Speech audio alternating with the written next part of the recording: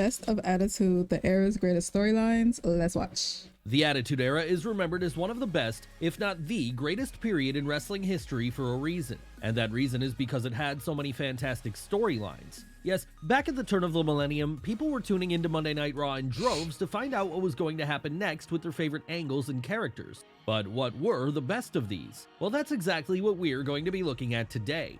And where better to start than with the biggest story of them all, Austin versus McMahon.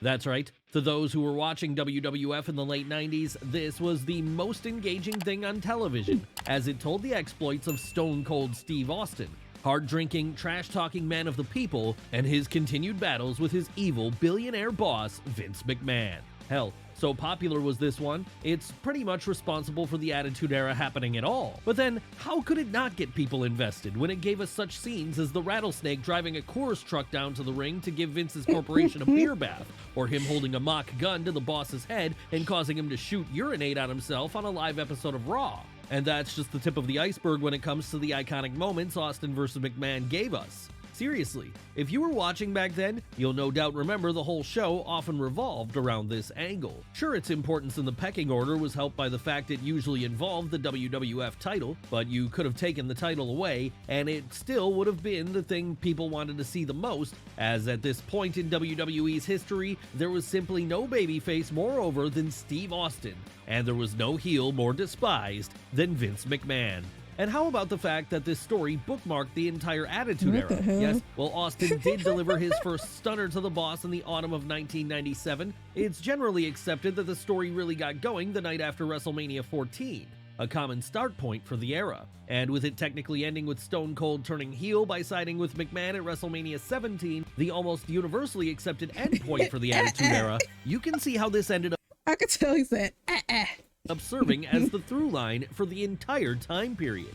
That said, for as important as Austin vs. McMahon was to the success of WWF at the turn of the millennium, it wasn't the only great angle going on back then. No, there were plenty of others too, one of which also involved the boss, and that's the whole Ministry of Darkness saga. How did this one involve Vince? Monster. Well, back in 1999, after losing a Buried Alive match to Steve Austin and returning a month or so later with an all-new, darker incarnation, The Undertaker set about forming a cult-like ministry around himself. A Ministry of Darkness, if you will. And once he'd finalized his ranks here, with them including the likes of Farooq, Bradshaw, Viscera, Midian, and for a while at least, The Brood, he set about enacting a hostile takeover attempt of the entire WWF.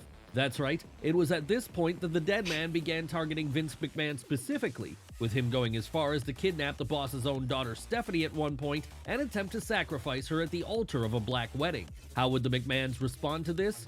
Well, while Vince would remain furious and while Stephanie would find a new lover in the form of Test, Shane would do the unthinkable because it was around here that he took the corporation stable he was by then in charge of and had them join forces with The Undertaker in the unholy corporate merger that was the Corporate Ministry. So you'd think at this point it was just a matter of time before the Phenom completely took over the WWF. But before that happened, we'd have to get the reveal of the mysterious higher power who had been instructing Taker from the shadows all this time, Emperor Palpatine style. And it was on the June 7th, 1999 episode of Raw that this reveal finally happened, as that was when fans found out the higher power had been Vince McMahon all along.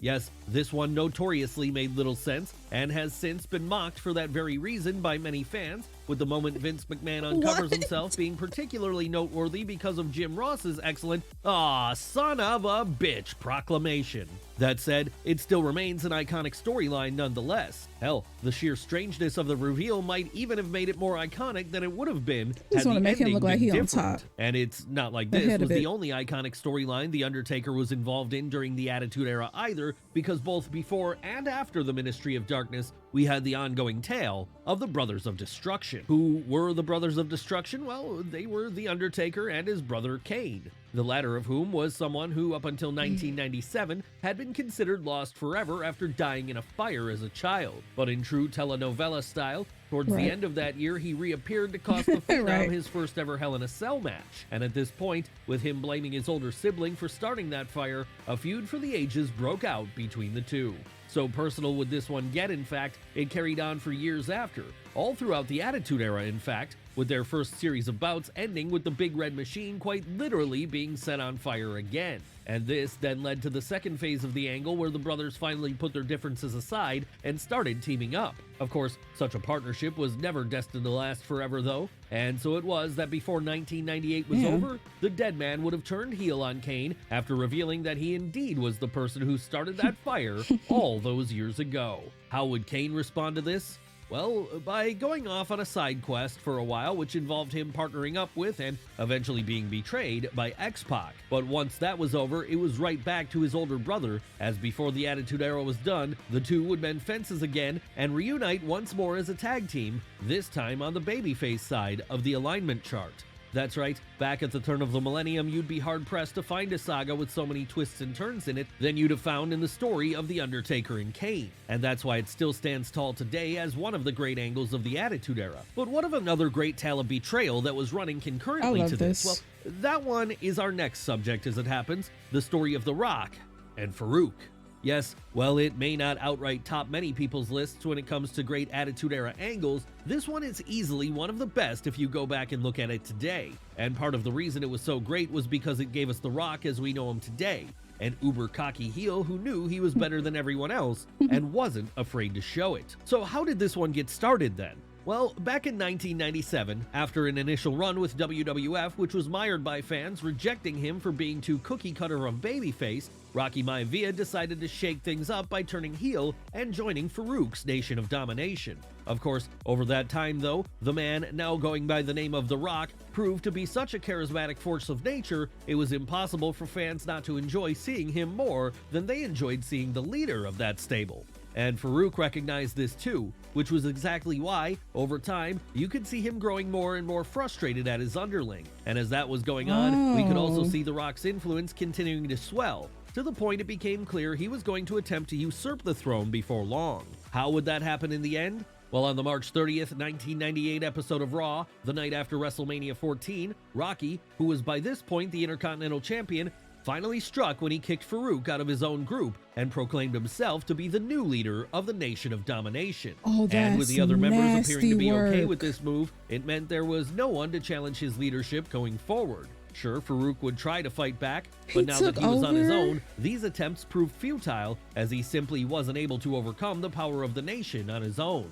No, this was The Rock's world now, and with his crew behind him fully, there was no one that was going to stop him as he continued on with this rise. And that's messed up because the rest of them follow behind him. That's nasty work. Him? Well, to our next great angle of the Attitude Era as it happened, because it was later on in 1998 that the Great One shocked the world by joining the corporation themselves. Why was this one so surprising? Well, because in the lead up to 1998's Survivor Series, Rocky's popularity had grown so much that WWF were pretty much forced to turn him babyface, whether they liked it or not.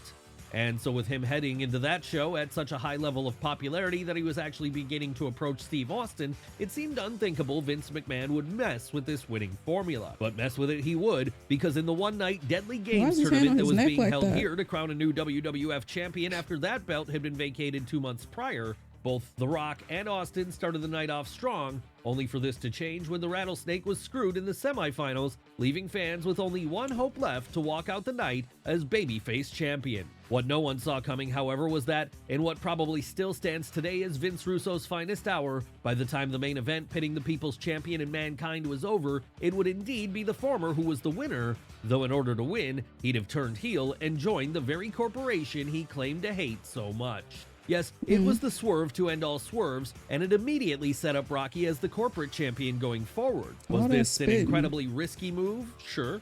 But it worked out gangbusters in the end, because for the next few months, the Great One absolutely killed it as the final boss villain of the show, with him repeatedly destroying Mick Foley during rematches between the pair, all in the lead up to that inevitable showdown with Steve Austin at WrestleMania 15. Of course, once that latter feud was over though, The Rock would have to be returned to the side of the babyfaces, because for as much as fans love his corporate heel character, there was just no way they were going to continue booing him for much longer. And so like that then, the time of The Rock's run with the corporation came to an end, as he instead returned to being the People's Champion. But it wasn't as if the McMahons would be without a main event level performer within the ranks for long, because by the time 1999 was over, there would be a whole new powerhouse duo in charge of the show, with this giving us the age of our next subject, the McMahon-Helmsley Era. Now, most of you no doubt remember this one, but for those who don't, the McMahon-Helmsley Era angle began in late 1999 when heel world champion Triple H began making it his mission to torment Vince McMahon at all costs. Hell, at one point, he took things so far that he even kidnapped Stephanie McMahon,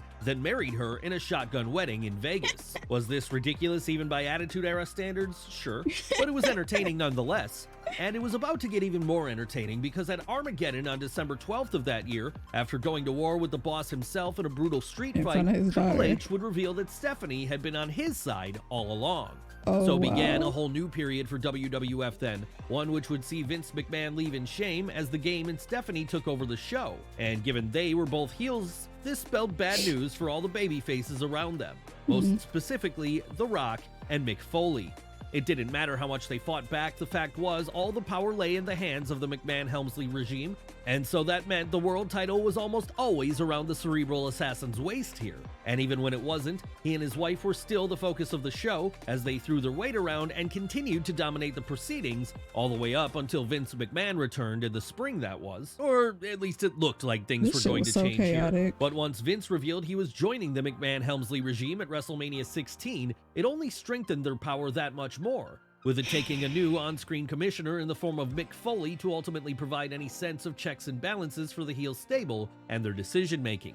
But by this point, it made all the sense in the world that Foley would be the man in that position, as earlier on in 2000, he and the Game had gone through a feud for the ages with one another, one which actually serves as our next subject, believe it or not. Yes, it's time to talk about Triple H versus Mick Foley. What a great feud this was. And it all began in late 1999 when, after being one of the few people who dared to challenge the McMahon-Helmsley regime, Mick Foley found himself in the crosshairs of Triple H and company. And given they had all the booking power at this point, it meant they had no qualms about making Mrs. Foley's baby boy's life a living hell going forward. Sure, they would end up being forced to give him a world title shot at that January's Royal Rumble as a result of shenanigans, but the cerebral assassin wasn't worried about this too much, as by that point, Mankind was so beaten up, so battered, it felt like it was obvious the heel champ would retain during their upcoming street fight at Madison Square Garden. One thing the Game hadn't counted on, however, was that Foley still had an ace up his sleeve in the form of the most hardcore of hardcore legends. That's right, after memorably transforming into Cactus Jack on the January 13th, 2000 episode of SmackDown, Foley forced Triple H to confront the mistake he'd made, as now he was no longer fighting a happy-go-lucky guy. No, he was fighting a psychotic madman. The same psychotic madman who had completely destroyed him in a match on Raw a few years prior. What followed on from there then would be arguably the greatest match of the entire Attitude Era, Triple H versus Cactus Jack at the 2000 Royal Rumble. But while the King of Kings would win this one, it wasn't the end of the feud, because just 1 month later at No Way Out, there would be a rematch, this time inside Hell in a Cell, with the added stipulation being that if Foley failed to win here, he'd be forced to retire. Would he win? No. Sadly, this would mark the end of his full-time in-ring career because after a wild cell bout, it was the incoming champ who was still standing tall. Sure, Foley would return for one night at WrestleMania 16 in order to get the Mania main event he'd never gotten the chance to have before, but while this did briefly see the two rivals lock horns once more, by then the real heights of the story between them were already in the past. One story which was only just getting started that night, however, was our next one, as it was at WrestleMania 16 that we got the first in a series of era-defining tag team bouts pitting the Hardy Boys against not only the Dudley Boys, but also Edge and Christian. Yes, even the most casual of fans from back at the turn of the millennium will remember this one all too well, as it gave us three of the most spectacular wrestling matches ever seen at that point in time, the first of which came during the Triangle Ladder match at the aforementioned Mania 16. Why was this so spectacular? Well, because it involved all six men doing things no one had done before, at least not on such a big stage, as using ladders in every different way imaginable, they were able to put on a stunt show no one could take their eyes off of. Needless to say then, given the fan response to this one, it wasn't long before WWF began making plans to run it back, and the location they eventually chose to do this at would be August 2000's SummerSlam. This time, however, there would be an added twist, as it wouldn't just be a ladder match. No, additional weapons were added to the mix to make it a table I can see why people like the SmackDown belts so much more than the Raw belts, because they look just like these old ones. They're very nostalgic and very classic looking. I like that. Ladders and chairs match. Why tables, ladders, and chairs? Well, because each of definitely these a reminder weapons of these represented one older of the three belts. teams involved, with tables being the specialty of the Dudleys, ladders being the forte of the Hardys, and chairs being what everyone associated with Edge and Christian. So when all this was combined into one bout then, it created something so special that it's still being talked about today. A bout which took years off of each man's career, but skyrocketed them towards superstardom in exchange for that. Wow. And that still wasn't the end of it either, because after TLC 1 ended with Edge and Christian getting the win, WWF realized that there was still more juice left to squeeze from the whole thing, with this being why a third and final showdown between the three teams was set for WrestleMania 17, a show still widely regarded to this day as the greatest wrestling pay-per-view of all. Like, look at the shit they used to wear. Oh my god. From Stephanie and Triple H wearing that backwards like Kango hat. I love how that shit looks. And like the Dudleys and their gear, like all this shit is just, it's so drippy. It's just so much swag, like all time. Of course, for as much as the likes of Austin vs. Rock and McMahon vs. McMahon helped to make this show so iconic, a big part of the reason it's remembered as well as it is today is because TLC 2 is quite simply one of the greatest wrestling matches of all time. So good and so wild that there was no way anyone was ever going to be able to top it. And that made it the perfect place for this story to end then, as once it was over, all three teams went their own way for the most part, safe in the knowledge they'd made history and reinvigorated an entire division while they were at it. One thing they hadn't done though was bring the romance. Now, if you wanted this during the Attitude Era, then the best place to go was our next story. ooh, a good birthday party theme would be to come dressed as wrestlers back in the Attitude Era. Or just back then. Oh my god, that'll be so dope. Or like a Halloween party. Ooh, that would eat. That would eat. The story of Eddie Guerrero and Chyna. The That's Attitude right. Era and the During the Ruthless turn of the Aggression millennium, Era. we all loved Latino heat. And it appears that love stretched beyond the fan base and into the locker room too, because come the spring of 2000, he was starting to win the affections of his mamacita, Chyna. Sure, this didn't happen overnight, as it took the ninth wonder of the world a while to be convinced that the scoundrel seeking her love had the right intentions. But when he finally did get her on his side, the two became something of a power couple in WWF. As with her being stronger than any of the other women there, and with him regularly lying, cheating, and stealing his way to victory, they became simply unstoppable. Or at least they were unstoppable whenever Eddie's roguish side wasn't coming to the forefront, and he was either seeking the attention of other women or getting jealous over the fact that his beau was doing a cover shoot for Playboy. Obviously then, for as in love as they were, these issues would become a little too much for Chyna to handle as time went on. And that all led to the sad but Oh my god, Liv Morgan and Dom Mysterio. Hold on, wait a minute. You think they could play off of that? inevitable moment where they finally split up in autumn of the same year. Yes, it was a short-lived romance in the end, but a whirlwind one no one would soon forget. And it's not as if this marked the end for Chyna either, because once it was over, she would bounce back by rejoining the stable who serves as our next great subject today, the always great Degeneration X.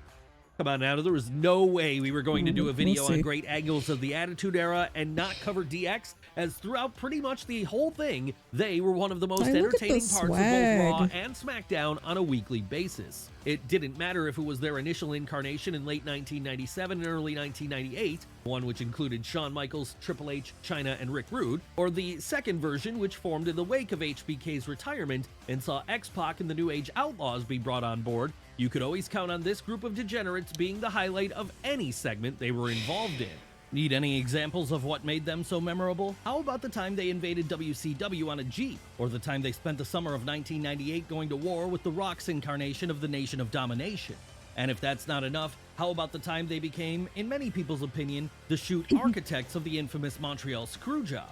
Then, of course, there's the third run they had in 2000, the one where, now a heel unit once more, they were able to serve as a subgroup of the McMahon-Helmsley regime and throw their power about in a way it had never been seen before. Sure, we can all have our arguments over which version was better, the original group, the babyface DX Army, or the later heel version of that faction. But whatever side of this argument you fall on, there's no denying that Degeneration X were awesome, and that they were one of the key reasons the Attitude Era was as popular and successful as it was. And that's been clearly evident in the fact that as the decades have gone on, WWE have continually returned to them in order to get a nostalgia pop. But while they will still show up on WWE TV from time to time today, the real run of DX happened during that magical time that was the turn of the millennium. And it's just as well they did, because they, along with every other great storyline we've looked at today, were able to turn it into a period of wrestling history that will never be forgotten. All right, y'all, that's gonna do it for this reaction. Make sure to leave some likes and comments down below. Let me know what you guys think, and I will see you in the next one. Toodles.